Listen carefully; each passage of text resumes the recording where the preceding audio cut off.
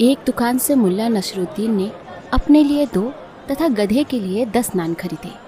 साथ ही भेड़ का भुना हुआ लज्जतदार गोश्त भी लिया। दरी में बैठकर नसरुद्दीन खाना खाने लगा। पास ही खड़ा उसका गधा भी नानों पर हाथ साफ करने में जुटा था। नसरुद्दीन ने उसी स्थान पर रात बिताने की सोच रखी थी। वह खुले में बैठा था तो धनी व्यापारी तथा यात्री तंबू गाड़कर भीतर बैठे मौज कर रहे थे। तभी नसरुद्दीन के कानों में कुछ तेज तेज आवाज़ें पड़ी, जैसे कोई झगड़ा हो रहा हो। जिस दुकान से उसने नान तथा गोश्त खरीदा था वहीं कुछ हलचल सी दिख रही थी। नसरुद्दीन अपनी उत्सुकता दबा न सका और उसी की ओर बढ़ चला। उसने देखा कि दुकान का मालिक एक गरीब से दिखने वाले आदमी से झगड़ रहा था। वह कह रहा था, तुम्हें पैसे देने ही होंगे।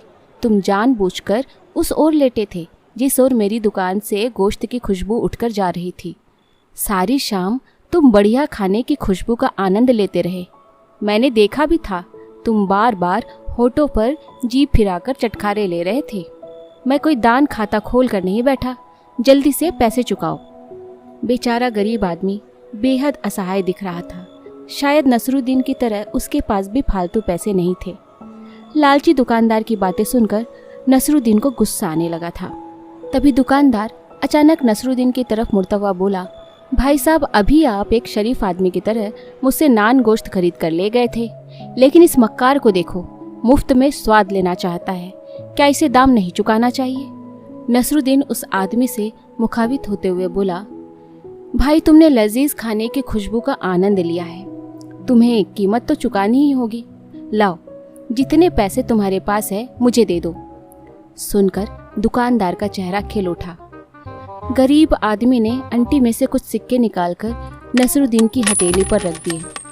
नसरुद्दीन ने उस सिक्कों को दोनों हथेलियों के बीच रखा और दुकानदार से बोला, लाओ, अपना कान इधर लाओ और ध्यान से सुनो। दुकानदार की कुछ समझ में नहीं आया। नसरुद्दीन बोला, तुमने सुनी सिक्कों की खनक? हाँ, क्यों नहीं, लाओ, अब ये पैसे मुझे दे दो, दुकानदार बोला। लेकिन नसरुद्दीन ने सिक्के गरीब आदमी को लौटा दिए और दुकानदार से बोला, हिसाब बराबर हो गया। इसने तुम्हारे खाने की खुशबू ली और तुमने बदले में सिक्कों की खनक सुन ली। दुकानदार का चेहरा फक्क पड़ गया। वहाँ खड़े लोगों ने नसरुद्दीन की बात का समर्थन किया। उस गरीब आदमी ने नसरुद्दीन का शुक्रिया अदा किया। अब नसरुद्दीन वापस गधे के पास पहुँचा तो वह उसे देख खुशी से मिट्टी में लौटने लगा।